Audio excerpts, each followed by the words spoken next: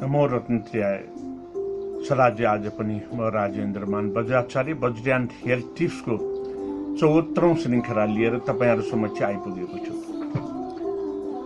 आज ज्यापुनी अर्थात् चन्द्रमास अनुसार हामीले ज्यापुनीलाई अर्थात् ज्येष्ठ पूर्णिमालाई वर्षको सबैभन्दा लामो दिन भएको दिन भनेर मान्ने गर्छौं, जसको कारणले आज सम्पूर्ण कामकाज छोडेर आराम गर्ने दिनको रूपमा पनि लिने गर्छौं। तसर्थ आज यी कुराहरूको सामान्य जानकारीको अलावा म तपाईहरुलाई विद्याधरी देवीको स्तोत्र पाठ गर्दै आजको बज्रियान्ट हेल्थ टिप्समा ब्रोंकाइल कार्सिनोमा अर्थात् श्वास नलीको क्यान्सर सम्बन्धी जानकारी दिन गइरहेको छु।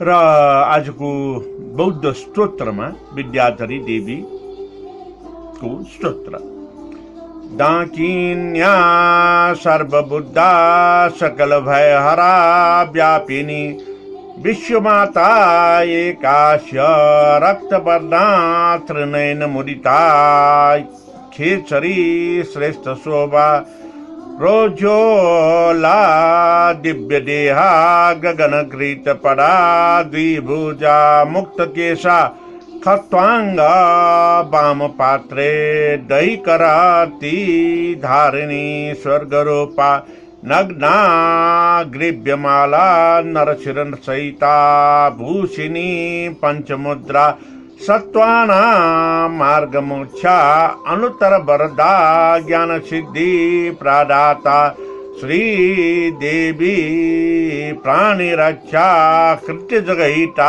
योगिनी वज्रप्राभा त्वत्पाद्रा परम रूपा प्रणमित शिरसा पाई विद्याधरीसा। यसरी यो बज्रियान बौद्ध धर्ममा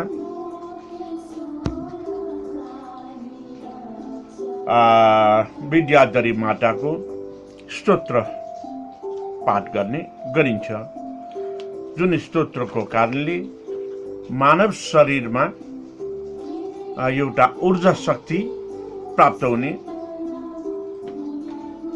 महसुस गरिन्छ र ऊर्जा शक्ति अर्थात् चाहिँ यो एउटा महत्त्वपूर्ण रूपमा प्रज्ञा ज्ञान प्राप्त गर्ने स्तोत्र को रूपमा पनि लिने गरिन्छ। र आज जुन बज्रियान्ट हेल्थ टिप्समा तपाईहरुलाई जानकारी दिन गइरहेको छु म यो चाहिँ श्वास नलीको क्यान्सर, जसलाई अंग्रेजीमा ब्रोंकाइल कार्सिनोमा भनेर भन्ने गरिन्छ।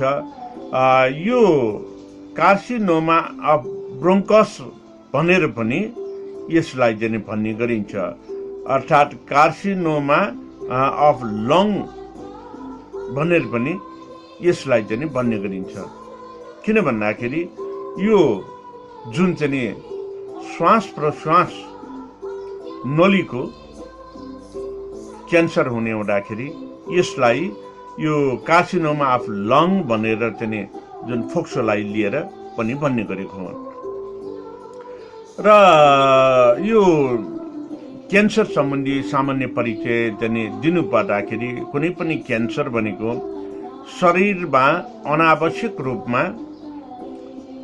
जुन चाहिँ मासुहरू पलाउने हो त्यसलाई जुन चाहिँ क्यान्सर भनेर भन्ने गरिन्छ, जुन क्यान्सरको कारणबाट शरीरभरि फैलिएर अनि यसले यदि त्यसलाई नियन्त्रण गर्न सकेन भने मानवको मृत्यु समेत हुने गर्दछ। अब यो चाहिँ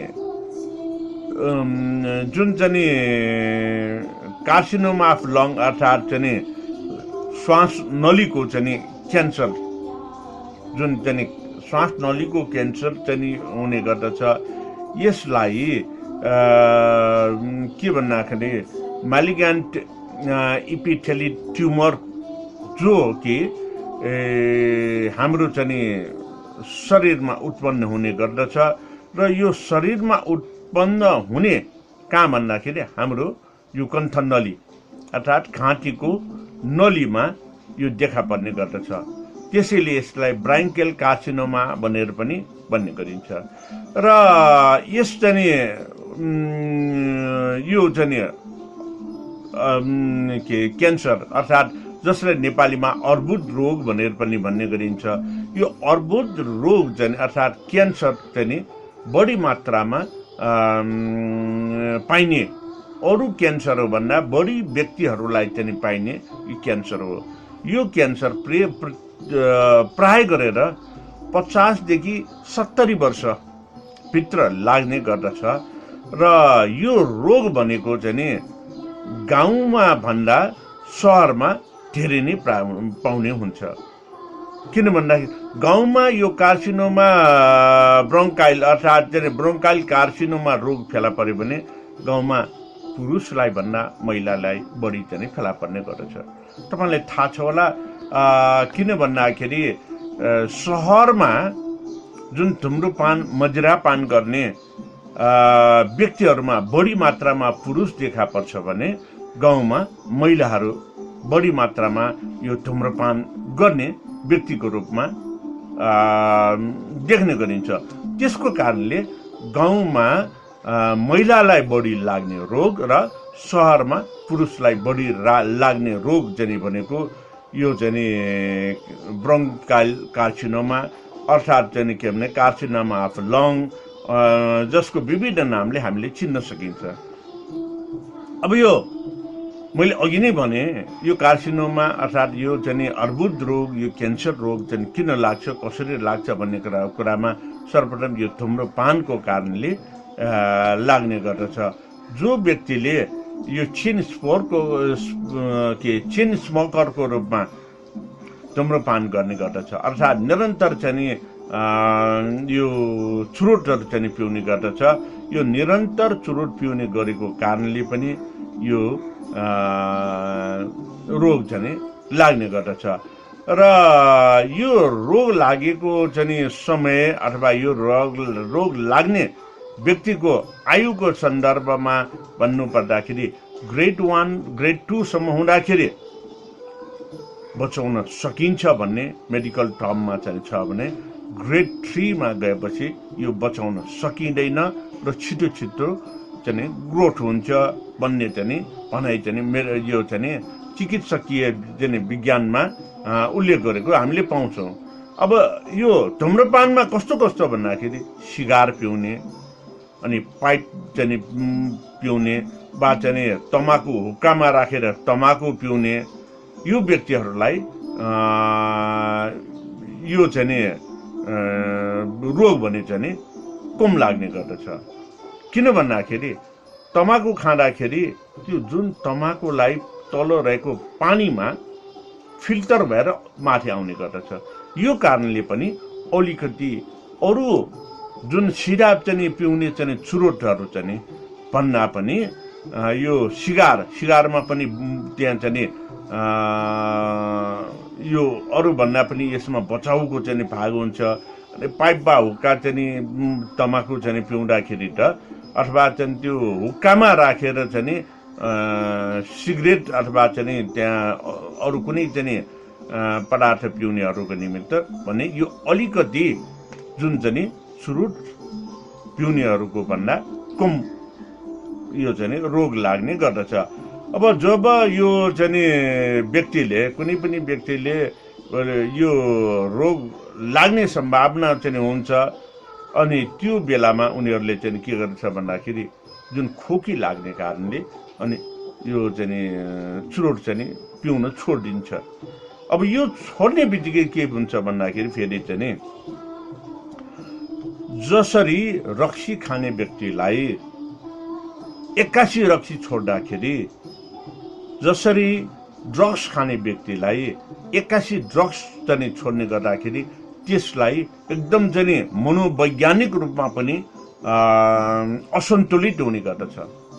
अब त्यस कारणले यो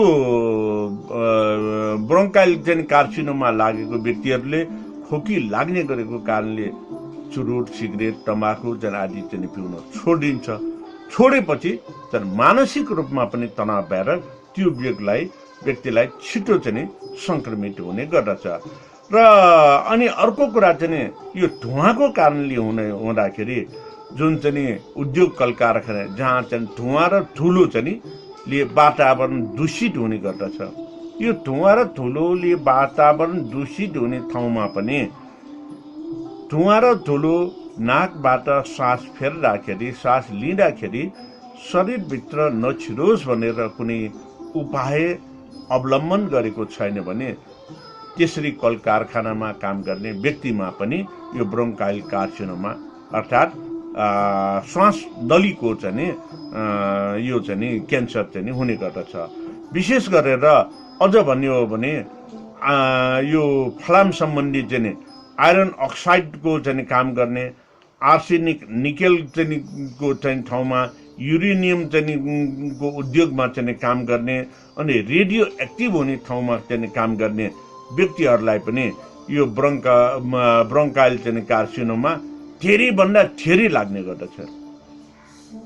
किन भन्दाखेरि त्यहाँ विकिरणीय प्रभाव पनि हुने गर्दछ र चाहिँ अनि धुवा धुलो जस्तै त्यो चाहिँ जुन यो आर्सेनिक आइरन युरेनियमको चाहिँ बाष्पीभूत पनि चाहिँ शरीरभित्र चाहिँ छिर्ने गर्दछ, जसको कारणले बढी मात्रामा त्यस्तो ठाउँमा काम गर्नेलाई यो रोग लाग्ने गरेको हामीले चाहिँ यो चाहिँ छ भनेर यो विश्व स्वास्थ्य सङ्गठनको रिपोर्टमा पनि लेखेको पाउन सकिन्छ। र अर्को कुरा के भन्दाखेरि यो रोग लाग्नुको मुख्य कारण भनेको हाइड्रोकार्बन शरीरभित्र पाउने गर्दछ र शरीरभित्र हाइड्रोकार्बनको चाहिँ मात्रा बढी भएपछि यो रोग लागेको भनेर चाहिँ देखा पर्ने गर्छ। अनि चाहिँ के भन्दाखेरि यो जुन चाहिँ ब्रोङ्काइल कार्सिनोमा रोग चाहिँ श्वास प्रश्वासको चाहिँ क्यान्सर रोगले चाहिँ विशेष गरेर के भन्दाखेरि यो श्रमिक वर्गमै चाहिँ लाग्ने गरेको पाउन सकिन्छ। किन भन्दाखेरि श्रमिक वर्ग एकातिर बढी मेहनत गर्ने, अर्कोतिर खाना पनि पोषिलो खानाहरू चाहिँ खान नपाउने, अर्कोतिर सुरक्षात्मक दृष्टिकोणले पनि सुरक्षाका उपायहरू त्यति साह्रो नअपनाउने चाहिँ हुँदाखेरि श्रमिक वर्गमा यो चाहिँ पाउने गरेको चाहिँ यो चाहिँ अभिलेखनहरू चाहिँ भएको छ। र जो चाहिँ व्यक्ति सिगरेट अर्थात् चुरोट पिउँदैन त्यस्तो व्यक्तिलाई पनि यो धुवा धुलोको कारणले लाग्ने चाहिँ हुँदाखेरि यसलाई एडिनो कार्सिनोमा भन्ने चाहिँ अलिकति फरक ढङ्गको यो क्यान्सर लाग्ने चाहिँ गर्दछ। अब यो चाहिँ क्यान्सर चाहिँ यो श्वास प्रश्वास सम्बन्धी चाहिँ ब्रोङ्काइल कार्सिनोमा चाहिँ रोग चाहिँ केले पनि लाग्ने गर्छ भन्दाखेरि यो वंशानुगतमा पनि सर्ने चाहिँ गरेको चाहिँ केही कुराहरू चाहिँ यसले चाहिँ पुष्टि चाहिँ गरेको छ। अब यो ब्रोङ्काइल कार्सिनोमा अर्थात् चाहिँ कार्सिनोमा अफ लङ्स यो विभिन्न नाउँले जानेको यो चाहिँ क्यान्सरको मैले जुन चाहिँ अघि दुई प्रकारको भने यो विभिन्न प्रकारको हुने गर्दछ। जस्तो कि स्क्वमस सेल कार्सिनोमा भनेर भन्ने गरिन्छ, अनि अर्को चाहिँ के भन्दाखेरि एडेनो कार्सिनोमा भनेर भन्ने गरिन्छ, अनि अर्को चाहिँ के भन्दाखेरि ओट सेल कार्सिनोमा, अनि फेरि अर्को चाहिँ लार्ज सेल कार्सिनोमा, अनि अर्को कम्बाइन कार्सिनोमा भनेर चाहिँ यो विभिन्न चाहिँ नाउँबाट पनि विभिन्न प्रकारका यो क्यान्सर रोगहरू चाहिँ फेला पर्ने गरेको छ। अब यी चाहिँ विभिन्न प्रकारका चाहिँ जुन चाहिँ क्यान्सरको रोगहरू हो, यो चाहिँ रोग चाहिँ हुँदाखेरि सङ्केत के दिन्छ त, लक्षण के दिन्छ भन्दाखेरि यो सबभन्दा पहिले त कफ फाट्न नसकेको चाहिँ खोकी लाग्ने सुरु चाहिँ हुने गर्दछ। जुन चाहिँ सुरु चाहिँ खोकी सुरु भएपछि अनि यसले चाहिँ यो ट्युमरको रूपमा अर्थात् चाहिँ यो क्यान्सरको सङ्केतहरू चाहिँ देखा पर्ने गर्दछ। यो ट्युमरको रूपमा अथवा चाहिँ सिस्टको रूपमा यो चाहिँ क्यान्सरको सङ्केत देखा पर्नासाथ बढी मात्रामा कफ खोकी लाग्ने गर्दछ, जहाँ चाहिँ कफ चाहिँ एकदम गाढा चाहिँ रङको चाहिँ भएर बाक्लो चाहिँ हुने गर्दछ, जसको कारणले सतहीमा चाहिँ ट्युमरले चाहिँ सताइसकेको हुने गर्दछ। अब त्यसपछि के भन्दाखेरि दोस्रो चाहिँ सङ्केतको रूपमा यो चाहिँ हेमोफाइटोसिस अर्थात् चाहिँ यो जुन चाहिँ कफमा रगत देखा पर्ने, सुरुमा कफ गाढा हुने बाक्लो हुने जसको कारणले खोकी लाग्ने हुन्छ भने दोस्रो चाहिँ स्टेजमा चाहिँ पुगेपछि यो खोकीमा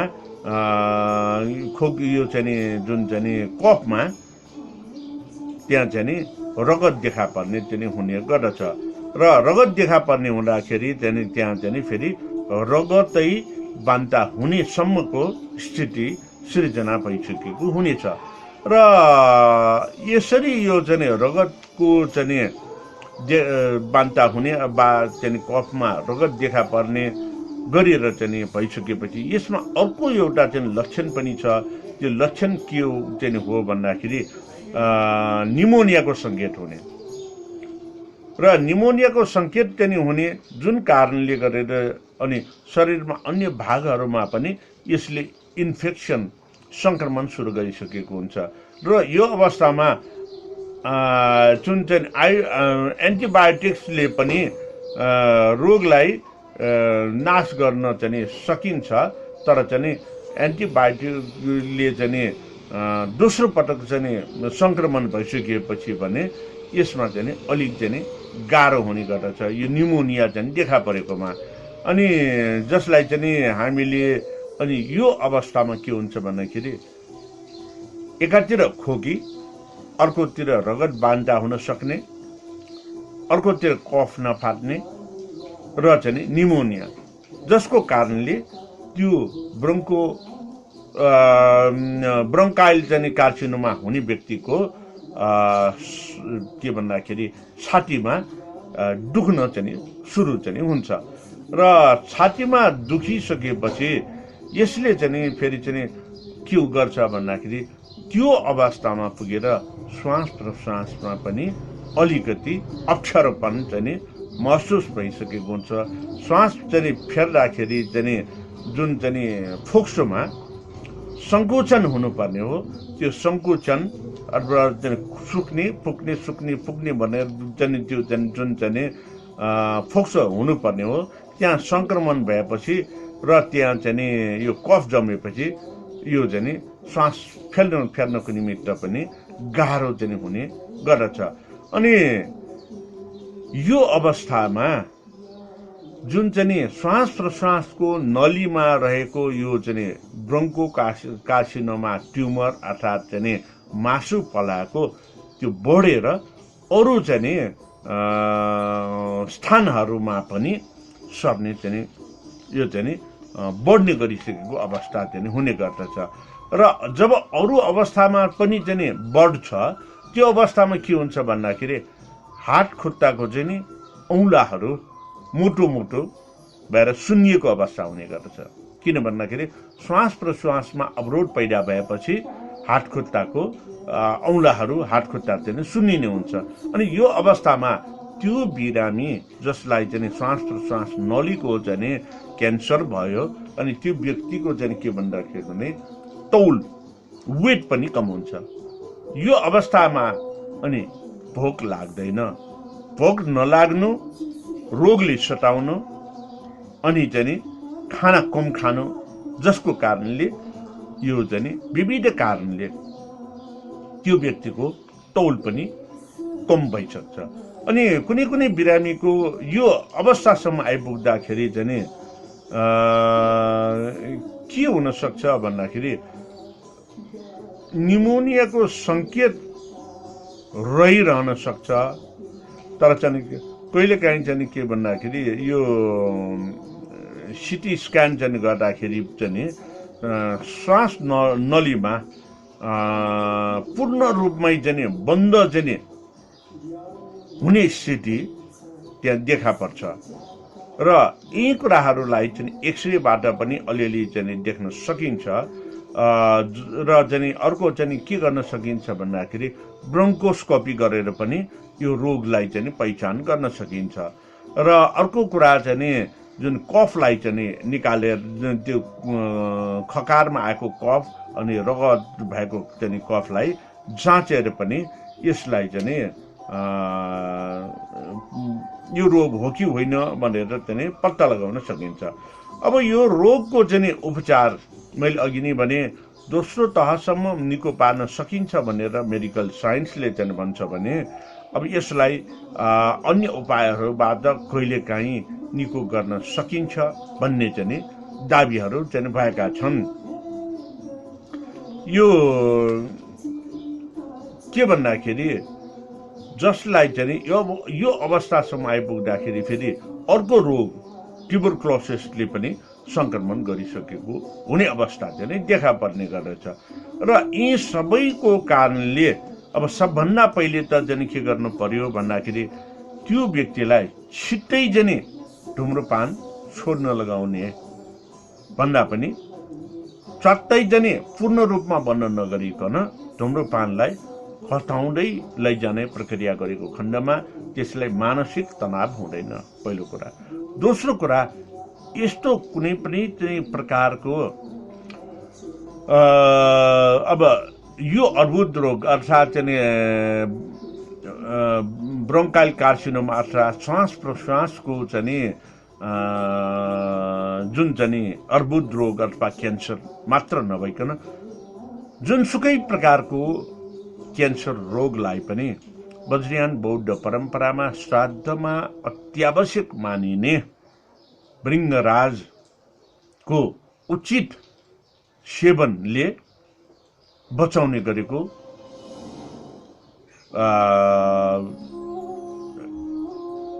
देखिन्छ। किन भन्दाखेरि यो भृङ्गराज जुन चाहिँ सानो खालको पहेँलो फुल फुल्ने अनि दाँत चाहिँ त्यो भृङ्गराज बोटको दाँत चाहिँ यो भन्ता कलरको हुने र भृङ्गराजको चाहिँ पातहरू सानो सानो हुने गर्दछ। यो भृङ्गराजलाई दैनिकमा जति सकिन्छ त्यति, तर कम्तीमा पनि दैनिक 4 पटक भृङ्गराजको विविध तरिकाले सेवन गरेमा ब्रोन्कोकार्सिनोमा मात्र नभइकन अरू यो चाहिँ क्यान्सरहरू पनि निको हुने गरेको छ। जस्तो कि पाठेघरको क्यान्सरमा यो मेडिकल साइन्सले अब बस्दैन भनेर चाहिँ सम्पूर्ण उपचारै बन्द गरिसकेको व्यक्तिलाई निको भएको छ। त्यसै गरेर पाठेघरमा जुन चाहिँ सिस्ट चाहिँ देखा परेको, ट्युमर देखा परेको, यो चाहिँ निको भएको अवस्था छ। अझ चाहिँ कस्तो अवस्थामा पनि यो भृङ्गराजको सेवनले निको भएको अवस्था छ भन्दाखेरि जुन 4th स्टेजको पाठेघरको क्यान्सर जो एकदम दुर्गन्धित भइसकेको चाहिँ व्यक्तिलाई निको भएको छ भने अर्को कुरा पाठेघरमा जुन सिस्ट ट्युमर देखा परेको छ त्यो व्यक्ति जो व्यक्ति चाहिँ प्रेग्नेन्ट थियो। अब हुन त यो ट्रायल एन्ड एरर चाहिँ कुरा हो, बचाउन सकिन्छ कि भनेर चाहिँ गरेको प्रयास हो। किन भन्दाखेरि त्यो व्यक्ति जसलाई प्रेग्नेन्ट अवस्थामा पाठेघरमा बच्चाको ग्रोथको भन्दा पनि पाठेघरमा चाहिँ जुन ट्युमर चाहिँको साइज चाहिँ बढ्यो, यो अवस्थामा पनि यो चाहिँ भृङ्गराजको सेवनले जब 9 महिना भएर बच्चा जन्मिएको अवस्थासम्ममा उसको पाठेघरमा सम्पूर्ण रूपमा यो ट्युमर हटिसकेको थियो। अब यसको लागि अब यो चाहिँ जुन श्वास प्रश्वास नलीको चाहिँ ब्रोङ्काइल कार्सिनोमाको लागि यो सेवन कसरी गर्ने भृङ्गराजको भन्दाखेरि त्यहाँ चाहिँ 3 कुरालाई महत्त्वपूर्ण रूपमा ध्यान दिनुपर्ने हुन्छ। पहिलो कुरा, यो विभिन्न प्रकारको भिटामिनहरू चाहिँ भएको, फाइबर मिनरल्स पनि भएकोले भृङ्गराजले शरीरमा पोषण तत्त्व विभिन्न प्रकारले दिने गर्दछ। दोस्रो प्रकारले यो भृङ्गराजको सेवनले यो चाहिँ शरीरको सेल्स जुन अननेचुरल ग्रोथ भएको सेल्स अर्थात् ट्युमर सिस्टहरूलाई त्यहाँ चाहिँ नियन्त्रण गर्दै लैजाने चाहिँ गर्दछ। तेस्रो कुरा, त्यो व्यक्ति जसलाई यो चाहिँ ब्रोङ्काइल कार्सिनोमा भइसकेको हुन्छ, यो ग्रोथ भइसकेको अवस्थामा उसलाई चाहिँ जुन बान्ता हुने अनि चाहिँ खाना मन नलाग्ने, जसको कारणले बिरामीलाई छन् चाहिँ त्यो रोगले च्याप्न चाहिँ सजिलो हुने गर्दछ। यो अवस्थामा यो चाहिँ भृङ्गराजले रुचि पनि बढाउँछ। त्यस कारणले भृङ्गराज कमसे कम पनि दिनको 4 पटक यसलाई चाहिँ तरकारीको रूपमा, सुपको रूपमा वा चाहिँ ग्रिन टीको रूपमा चाहिँ खुवाउने गरियो भने 1-1 कप चाहिँ खुवाउने गरियो भने यो ब्रोङ्काइल कार्सिनोमा 3 महिनाभित्र यो चाहिँ पूर्ण नियन्त्रण हुने गर्दछ। जसको लागि जहाँ चाहिँ त्यो चाहिँ सिस्ट ट्युमर डेभलप भइसकेको छ त्यसलाई पनि संक्रमण नहोस् भनेर कन्ट्रोल गर्नुपर्ने हुन्छ। यो अवस्थामा जुन चाहिँ सुकेको कोइरालालाई सफा गरेर अनि चाहिँ पानीमा बेसरी चाहिँ तताएर त्यसको रस अलिकति चाहिँ हो नहो मनतातो पारेर बिहान र बेलुका गार्गल गर्ने गरेको सन्दर्भमा त्यो जुन मासु पलाइसकेको मासुमा अन्य इन्फेक्सनहरू हुनबाट बचाउँछ। अब त्यस कारणले यो अवस्थामा फेरि त्यहाँ चाहिँ कुनै पनि चाहिँ चिल्लो पिरो चाहिँ खाएको अवस्थामा वा चाहिँ हाम्रो चाहिँ यो श्वास प्रश्वासको चाहिँ नलीहरूमा अन्य कुनै चाहिँ कुराहरूले त्यहाँ चाहिँ अप्ठ्यारो पारेको छ, सङ्क्रमण गरेको छ भने त्यसलाई क्लियर गर्नको निमित्त तेजपात सँगै चाहिँ उमालेको पानी 1 लिटर पानीमा 6 पत्ता तेजपात राखेर उमालेको पानी मात्रै यो मनतातो गरेर वा चिसो गरेर पिउने गरेको खण्डमा 3 महिनाभित्र यो ब्रोङ्काइल कार्सिनोमा निको हुने सम्भावना बढी मात्रामा हुने गर्दछ। अब निको नै नभए पनि यसले लङ्गिभिटी अफ द लाइफ अर्थात् जो व्यक्तिलाई एकदम कुनै पनि पीडा नभइकन उसको चाहिँ आयु चाहिँ बढ्ने चाहिँ पक्कै चाहिँ हुने गर्दछ। त्यसकारण आजको यस चाहिँ श्रृङ्खलामा धेरैलाई चाहिँ हुन सक्ने यो चाहिँ ब्रोङ्काइल कार्सिनोमाको बारेमा तपाईहरुलाई जानकारी गराए र वज्रयान थेरापीको माध्यमबाट गर्न सकिने ब्रोङ्काइल कार्सिनोमाको वज्रयान या टिप्स तपाईहरुलाई दिएर आजको कार्यक्रमबाट बिदा हुन चाहन्छु। बाबतु सर्वमङ्गलम।